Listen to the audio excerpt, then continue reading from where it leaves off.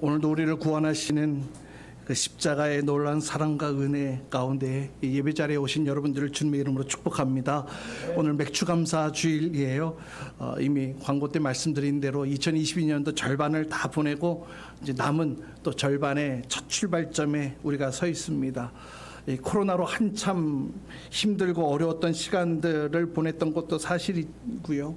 또 이제서 또 코로나가 좀 잠잠해지고 좀 회복되어지나 하는 마음들이 있기는 했지만 또 전 세계적으로 지금 너무나 혼란스러운 이 전쟁의 이야기들로 전 세계가 또 경제적으로 또 이 물가 상승의 이 어려움으로 이 사회 전반적으로 참 어려운 시간들을 이어가는 것을 보게 됩니다. 뿐만 아니라 여러분 우리 각 사람 개인에게 처한 또 여러 가지 상황들이 또 있을 텐데요. 그럼에도 불구하고 지금 이 자리까지 최선을 다해 살아오신 여러분들을 주님의 이름으로 축복하며 또 격려합니다. 포기하지 않고 끝까지 삶의 울타리를 지켜내신 여러분들을 축복합니다. 분명 지금껏까지 하나님이 함께 하심과 보호하심이 여러분의 삶 가운데 있었을 거예요. 그 하나님의 도우심과 인도하심과 함께 하심이 이후에도 여러분의 삶과 인생 가운데 쭉 이어질 수 있기를 주님의 이름으로 축복합니다. 특별히 이 대내적으로 힘든 상황 가운데 있지만 이 모든 상황 가운데에서 여전히 하나님의 선한 돌보심이 우리 가운데 있다는 사실을 우리가 입술로 고백하며 또 감사의 반응으로 서 있는 주의 백성들 될 수 있기를 축복합니다.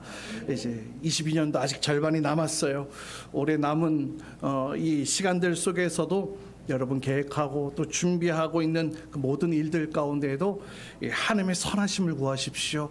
하나님의 인도하심과 이끄심과 또 함께하심을 믿음으로 또 감사하며 또 감사의 선포를 하는 이 감사절, 이 맥주 감사 주일이 될 수 있기를 주님의 이름으로 축복합니다. 아멘.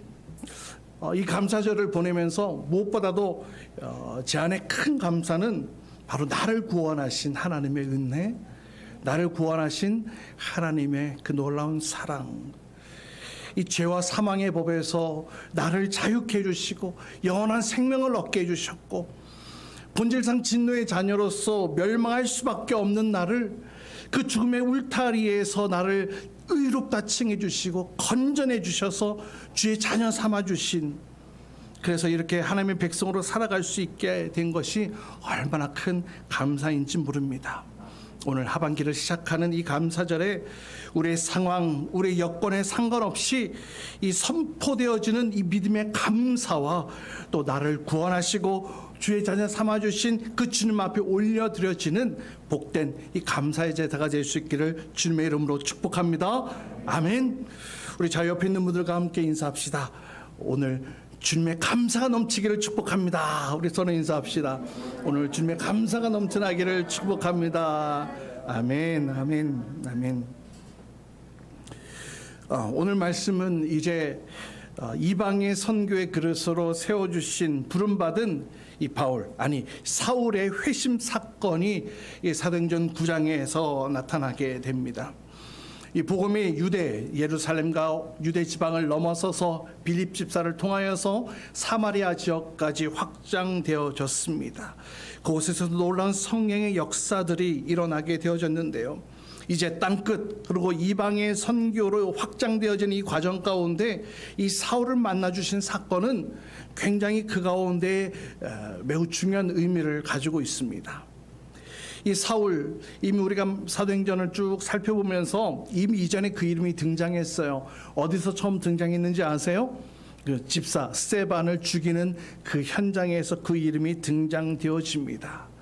뿐만 아니라 증인으로서 성택되어진 사람으로 세워져 있었고, 뿐만 아니라 이후에 보여지는 말씀들 가운데 이 사울은 이 악랄한 박해자, 그리스도인들에게 있어서는 악랄한 박해자로 흩어진 이 그리스도인들을 잡기 위해서 이 대제사장으로부터 이 공문까지 받아들고 그리스도인들을 잡아들이기에 막 눈에 막 핏줄을 세우고 그렇게 강력한 핍박자로 서 있는 자가 바로 이 사울이었습니다.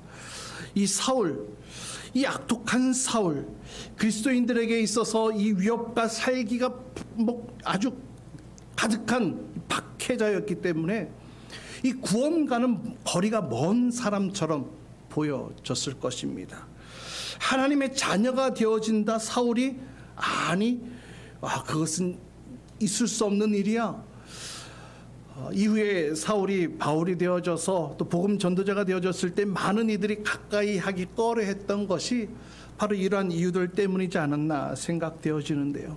그러나 그러했던 사울을 주님께서 만나주시고 구원하신 이 사건, 인간의 눈으로는 이 구원의 대상이 될 수가 없어 라고 보여진다 할지라도 이 하나님의 눈에는 이 구원의 대상으로서의 이 제한이 있다 없다? 없다는 사실을 직접적으로 보여주신 사건이 되기도 합니다. 오늘 말씀을 통해 이런 나도 만나주실 것을 기대하고 또 이런 나도 만져주심에 감사함으로 그 은혜 가운데 나아갈 수 있기를 주님의 이름으로 축복합니다. 우리가 첫 번째 살펴볼 것은 신념과 신앙은 구분되어져야 한다는 것입니다. 여러분, 그리스도인이 된다는 것은요, 이 교회를 다닌다라는 이런 말과는 전혀 다른 표현이에요. 다시 말하면 교회를 다닌다고 해서 그리스도인이라고 할 수 있다는 것은 아니죠. 그리스도인이 된다는 것은 본질적으로 부활하신 주님, 살아계신 주님을, 예수님을 내가 만났다라는 것과 같은 의미입니다. 아무리 교회 생활을, 종교 생활을 오래 했다 할지라도 이 살아계신 주님과 인격적인 만남이 이루어지지 않았다면 그 사람은 종교인은 될 수 있을지는 몰라도 예수 그리스도를 직접 만난 이 주님의 제자라고는 표현할 수가 없을 것입니다. 사실 사도 바울도, 바울이 되기 전 사울도 그랬었는데요. 오늘 본문 1절과 2절 말씀 우리 다시 한번 더 함께 읽어보도록 합니다. 1절 2절입니다. 시작. 사울은 여전히 주님의 제자들을 위협하면서 살기를 띠고 있었다. 그는 대제사장에게 가서 다마스쿠스에 있는 여러 회당으로 보내는 편지를 써 달라고 하였다. 그는 그 도를 믿는 사람은 남자나 여자나 가리지 않고 닥치는 대로 묶어서 예루살렘으로 끌고 오려는 것이었다. 아멘. 이 9장에 사울이 본격적으로 등장하게 됩니다. 물론 아직 사울이 예수님의 제자 혹은 이방인의 사도가 되어지는 것과는 전혀 상관이 없는 것처럼 보여지는 상태예요. 교회를 핍박하고 믿는 자들을 잡아들이는 자였습니다. 살기가 또 위협과 살기가 등등했고 믿는 사람들을 체포해서 예루살렘으로 데려가는 그런 존재였습니다. 당연히 교회 안에는 이 사울로 인하여서 큰 위험 가운데 처해지게 되어졌고 또 그리스도인들에게 있어서는 이 사울 그 이름만 들어도 공포의 대상이 되어질 수밖에 없었습니다. 그랬던 사울이 다메섹으로 가는 길에 인생의 최대의 전환점을 맞이하게 됩니다. 이 다메섹 예루살렘에서 이 북동쪽으로 240km나 떨어진 그런 동네였습니다. 오래된 도시이지요. 지금처럼 교통이 발달한 시대에도 240km를 가는 것은 제법 먼 거리입니다. 근데 당시 이 사울, 교회를 핍박하겠다는, 예수 믿는 자들을 잡아들이겠다라는 이 일념 하나만으로서 그 먼 곳까지 자청해서 공문을 받아들고서 가게 되어집니다. 이 공문을 받아들고서 이 대제사장의 권세를 가지고 그리스도인들을 잡아오기 위해서 길을 떠나게 되는데요. 사울은 이러한 모습, 이러한 태도가 하나님 앞에서 바른 신앙이라고 생각했을 것입니다. 그래서 그러한 행동을 했던 것이죠. 이렇게 하는 것이 하나님을 섬기는 최고의 방법이라고 여겼던 거예요. 그래서 그 일을 자청해서 열심을 내었던 겁니다. 그러나 여러분, 이러한 행위는 결코 하나님께 이 바른 신앙으로 출발되어졌다 이렇게 얘기할 수가 없어요. 이러한 행동은 단지 그가 살아왔던 이 배경, 또 그가 공부해왔던 이런 모든 상황들, 이 교육에서 비롯되어진 신념에서 불과했다는 것입니다. 그가 만일 하나님에 대한 바른 신앙을 가졌다면 그렇게 하나님의 뜻을 고려하지도 않은 채로 무자비하게 잡아들이고 또 어리석게 행동하지 않았을 거예요.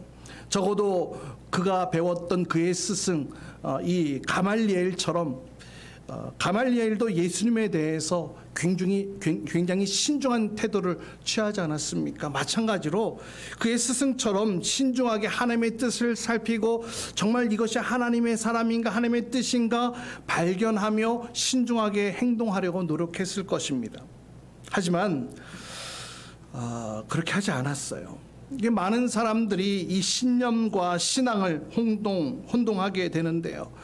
자신이 가진 어떤 이런 종교적 신념을 이 신앙이라고 착각하는 거예요. 그러나 사실 이 신념과 신앙은 본질적으로 큰 차이가 있습니다. 이 신념은 내가 경험했던 것들 또 내 지식들의 근거에서 스스로 갖게 되어지는 겁니다. 스스로 그것을 내가 추앙하게 되는 거예요. 하지만 신앙은요, 나로부터 시작되어지는 게 아니에요. 하나님의 은혜로부터, 하나님으로부터 얻게 되어지는 것이 바로 신앙입니다. 이 신념은 내가 잘못된 지식으로 바탕되어진다면 그릇된 사실, 잘못된 사실로부터 출발할 수가 있어요. 그러나 신앙은요, 절대 진리, 하나님의 진리에서부터 출발하기 때문에 절대 진리에 근거한 것입니다. 신념은요, 결코 우리를 구원으로 인도할 수 없어요. 그러나 신앙은 우리를 구원의 자리로 인도합니다.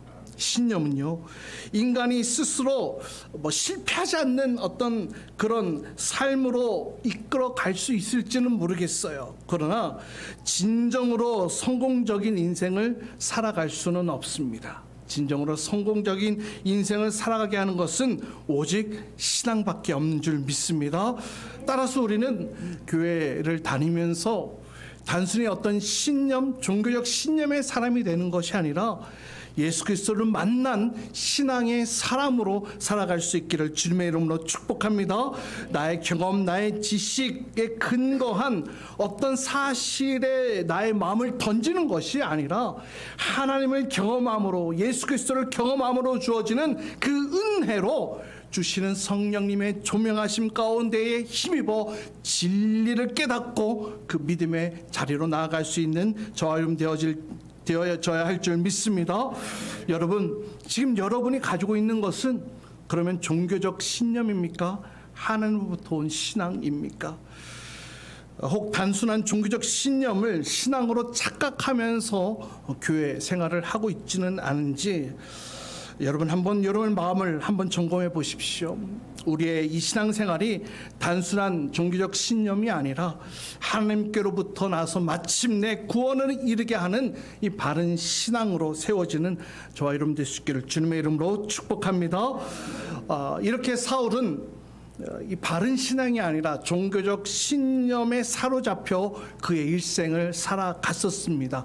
그러했던 사울에게 주님께서 찾아와 주시는데요. 3절 말씀입니다. 3절 말씀 함께 읽습니다. 시작. 사울이 길을 가다가 다마스쿠스 가까이에 이르렀을 때에 갑자기 하늘에서 환한 빛이 그를 둘러 비추었다. 아멘, 아멘. 신념으로만 살아왔던 그에게 예수님 찾아가 주셨어요. 두 번째 우리가 살펴볼 것은 구원의 소망은 누구에게나 있다라는 거예요. 할렐루야. 이 다메섹으로 가는 길에 이 사울은 아주 놀라운 환한 빛에 둘러싸이게 됩니다. 하나님의 영광의 빛이에요. 이 빛이 비춰졌다라는 것, 사울에게 비춰졌다라는 것이 사실은 참 놀라운 일이에요. 왜 그러냐 하면 사울이 어떤 사람이에요? 핍박자예요. 예수 믿는 자들을 잡아들이는 자들이었습니다. 9장 5절 보니까 예수님께서도 내가 핍박하는 예수다. 이 사울을 바라보시면서 핍박자라고 이렇게 표현을 하였는데요. 지금 이 순간에도 다메섹으로 왜 가고 있어요? 예수 믿는 자들을 잡아들이기 위해서 가는 핍박자 아니었습니까? 그런데 그러했던 그 자에게 하나님의 영광의 빛이 비춰질 수 있냐라는 것이죠. 도대체 믿겨지지 않는 일처럼 보여집니다. 예수님을 대적하는 자에게 하나님의 영광의 빛이 비춰졌다? 이해가 안 되잖아요. 여러분, 그럼에도 불구하고 우리 주님께서는 이 사악한 이 사울을 건져내시기 위해 구원해내시기 위해 그 은혜의 빛을 비춰주셨다라는 것이 얼마나 놀라운 사실인지 몰라요. 그리고 그를 구원하셨다라는 것, 이것은요, 이 하나님의 구원의 은혜가 정말 이 정도로 악랄한 이 죄악에 빠진, 심지어는 하나님을 대적하는 자일지라도 그들에게도 하나님의 구원의 빛은 비춰진다라는 사실을 분명하게 보여주고 있는 거예요. 사랑하는 여러분, 이렇게 하나님의 은혜는 거룩한 자에게만 비춰지는 것이 아니에요. 하나님의 은혜는 거룩하고 의로운 자뿐만 아니라 이 악하고 불의한 자에게도 비춰지는 것입니다. 아니요, 어떤 측면에서는 이 악하고 불의한 자를 위해서 비춰주시는 것이라고도 할 수 있을 것 같아요. 왜냐하면 이 땅에 거룩하고 의롭다 말할 수 있는 자가 한 사람도 없기 때문에 그렇죠. 우리가 지난 생명의 삶 공부할 때에 암송했던 말씀이기도 한데요. 로마서 3장에 있는 말씀 우리 같이 함께 읽어보도록 합니다. 3장 10절로 12절까지 말씀입니다. 함께 읽습니다. 시작. 성경에 이렇게 기록되어 있습니다. 의인은 없다. 한 사람도 없다. 깨닫는 사람도 없고 하나님을 찾는 사람도 없다. 모두가 곁길로 빠져서 쓸모가 없게 되었다. 선한 일을 하는 사람은 없다. 한 사람도 없다. 사도 바울 말씀을 인용하여서 분명히 단 한 사람도 의로운 사람이 없다라고 이야기를 하고 있습니다. 따라서 이 하나님의 은혜는 불의하고 악한 자들을 위해 주시는 것이라고 또 표현할 수 있을 것 같아요. 이렇게 복음에는 소망이 있는 것입니다. 아무리 이 땅에서 큰 죄악을 저지른 사람이라 할지라도 구원의 소망은 여전히 그에게 열려져 있다는 거예요. 할렐루야. 이것이 하나님의 은혜 아닙니까? 예수님의 그 십자가 골고다 언덕에서의 그 사건을 떠올려 보십시오. 예수님이 십자가에 달리셨을 때 주님과 함께 나란히 그 십자가에 달렸던 그 강도 가운데의 한 명은 구원을 받게 되어집니다. 흉악범이에요. 죄를 지었어요. 십자가에 달릴 만큼 엄청난 흉악범이었습니다. 극악범이었을 거예요. 그런데 그런 악한 죄인을 향하여 그가 믿음으로 반응하며 나아갔을 때에 주님께서 뭐라고 말씀하셨는지 아세요? 누가복음 23장 43절에 보니까 이렇게 말씀하세요. 예수께서 그에게 말씀하셨다. 내가 진정으로 내게 말한다. 너는 오늘 나와 함께 낙원에 있을 것이다. 할렐루야. 사랑하는 여러분, 중요한 것이 바로 이거예요. 구원의 소망은요, 제한되어져 있는 것이 아니에요. 모든 이들에게 열려진 것입니다. 심지어 죄인들에게까지도 말이죠. 죄인들마저도 그들의 마음이 주님께로 열려지고 믿음으로 고백하며 회개함으로 나아갈 때에 그들에게도 이 구원의 문은 열린 문이 되어진다는 거예요. 아무리 큰 죄를 저질렀다 할지라도 예수 그리스도를 나의 구주로 믿고 영접하면 내가 구원받게 되어지는 거예요. 주님께서도 이 땅에 오신 이유에 대해서 이렇게 분명히 말씀하고 있어요. 마태복음 9장 13절입니다. 우리 같이 함께 읽습니다. 시작. 너희는 가서 내가 바라는 것은 자비요 희생 제물이 아니다 하신 말씀이 무슨 뜻인지 배워라. 나는 의인을 부르러 온 것이 아니라 죄인을 부르러 왔다. 의롭고 거룩한 자가 아니라 불의한 자, 죄인들을 부르러 이 땅 가운데 예수님이 오신 이유를 분명히 말씀하고 계세요. 아무리 악한 자 할지라도, 아무리 불의한 자일지라도 그 안에는 구원의 소망이 여전히 열려 있는 줄 믿습니다. 우리가 보기에는 아유 저 사람은 예수 믿을 사람 아니야. 아유 저런 사람들은 빨리 그냥 죽어야 돼. 어떤 그런 마땅한 죄인이라 할지라도 하나님 앞에서는 얼마든지 구원의 대상이 되어질 수 있다는 거예요. 따라서 아무리 악한 사람이라 할지라도 그 사람의 구원의 여부에 대해서 우리는 함부로 판단할 수가 없어요. 지금 아무리 악랄한 모습일지라도 하나님이 어떻게 그의 인생을 바꿔가실지 몰라요. 오늘 이 사울을 통하여서 그 사건을, 이 사실을 확인할 수 있는 것 아니겠습니까? 또한 내 자신도 마찬가지예요. 내가 주님 앞에서 아무리 이 땅 가운데 큰 죄를 저질렀다 할지라도 구원의 은혜를 포기하지 않을 이유가 바로 여기에 있는 거예요. 다만 이 땅의 죄인들에게 주시는 이 구원의 소망을 내가 받아들이고 믿음으로 고백하며 그 예수님을 나의 구주로 영접할 때에 우리는 그 가운데 자유인이 되어질 수 있는 것입니다. 바로 이것이 구원의 은혜예요. 용서받지 못할 자가 없다는 것, 바로 이것이 구원의 은혜. 5절 말씀 보세요. 5절 말씀 함께 읽습니다. 시작. 그래서 그가 주님 누구십니까 하고 물으니 나는 내가 핍박하는 예수다. 세 번째 살펴볼 것은 예수를 발견하고 죄인임을 깨달아야 한다는 겁니다. 이 사울은 빛 가운데 들려오는 주님의 음성을 듣게 되어집니다. 그 음성이 사울을 강력하게 사로잡아갑니다. 그 빛과 음성에 완전히 압도된 사울은 땅에 엎드러질 수밖에 없었는데요. 살아계신 예수님께서 그 사울을 찾아가셨어요. 사울은 십자가에서 죽은 그 예수가 다시 살아났고 이 사실을 전하는 이 교회는 하나님을 대적하는 무리야. 그는 그렇게 그러한 신념을 가지고 살아온 자 아닙니까? 그래서 그러한 자들을 잡아들이는 것이 하나님을 잘 섬기는 거야. 그렇게 확신하며 살았던 사울이었습니다. 그런데 하늘로부터 온 빛과 음성이 사울을 바닥에 엎드리게 충분했던 이유는 바로 그 음성이 누구의 음성이었어요? 예수 그리스도의 음성이었습니다. 부활하신 예수님의 음성이었어요. 이 사울은 예수님을 온몸으로 느끼게 됩니다. 마침내 살아계신 부활하신 예수님을 발견하게 되는 거예요. 그래서 그 사울의 인생이 180도 완전히 달라진 인생으로 살아가게 되어집니다. 이렇게 예수님을 발견한 사람은요, 그의 인생이 변화되어질 수밖에 없는 거예요. 사울 이전에 예수를 만나기 이전에 자신의 의로 가득했던 자였어요. 십자가에 못 박혀 죽은 이 이단의 괴수를 믿는 이 교회는 다 없어져야 돼. 그 사실을 증거하고 나누는 이 사람들을 진멸하는 것은 당연해. 이렇게 주장했던 사람이었어요. 내가 믿는 이 유대교, 이 하나님을 수호하기 위해서라도 교회는 없어져야 될 대상이고 그것을 위해 열심히 내는 것이 그의 최고의 자랑스러운 일로 여겼던 자였어요. 그 일을 위해서 다메섹으로도 갔던 것 아닙니까?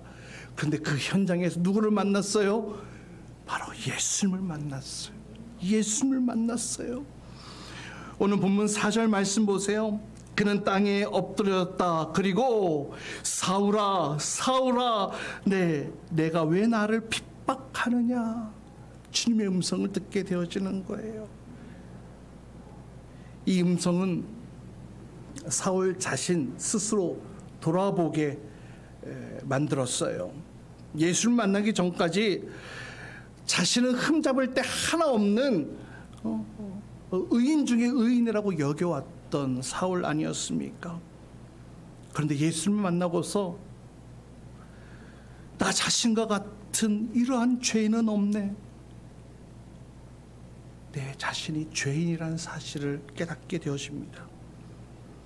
사랑하는 여러분, 거울 앞에 서야 내 자신의 외모를 정확하게 볼 수 있는 것 아닙니까?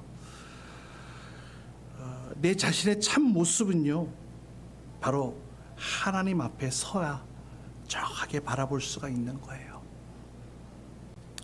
십자가에 달리셨던 예수님이 살아계셔서 사울 자신의 인생을 바꾸러 오셨다는 사실을 알고 깨닫게 되어지자 이 사울은 그가 부정했던 그 주님을 향해 주여라고 부르실 수밖에 없었어요.